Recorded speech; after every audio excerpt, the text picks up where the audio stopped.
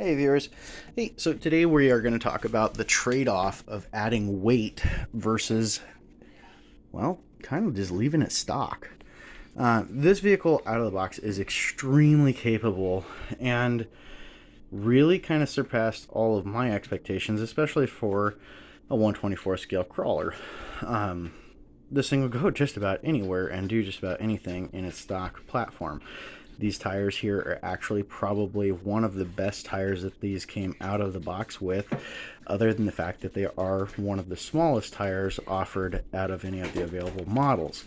The C10 came with smaller tires than the Deadbolt or the Jeep, and I don't know why. I think it's mainly just because of scale, but these BF Goodrich tires are actually very supple. They actually have a lot of grip, and they do the job just fine. That being said, they do that when the truck is stock.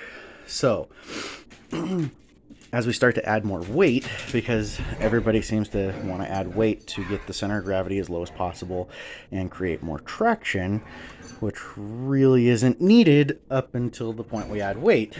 This guy has plenty of traction out of the box. But when we start doing modifications, we start moving things around and relocating factory bumpers, and we start upgrading servos and putting aluminum parts in, and we put wheel weights, and we add all of these different features to the vehicle, making it heavier. You know, the Treel weighted chassis bars. Everything that you add weight-wise creates more of a need for traction. And if you can't get a larger rotating surface or a softer tread, these stock tires become pretty well worthless. So the more weight that you add, when you start adding the bull bar or the brass weighted bars, and you start adding the diff covers, and you start adding the wheel weights, everything that you add ends up creating more of a need for traction, and you can only do so much with these stock tires. So it looks like now that we've added some weight and we've modified some suspension, the next thing on the list in order to get back to the performance that it had in the box stock is to increase the tire size and go with maybe a different tread pattern or a softer rubber compound.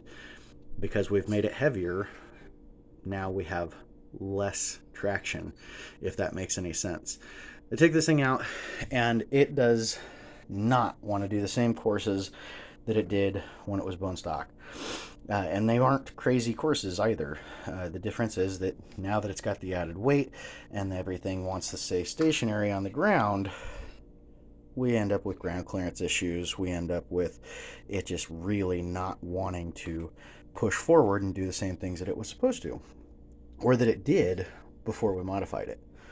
So keep that in mind as you're modifying these little vehicles, that every little bit of weight that you add, every gram of weight, whether it be down low, up top, it doesn't really matter. It's going to create a need for more traction because the vehicle is not as light and it is not as able to get over those obstacles.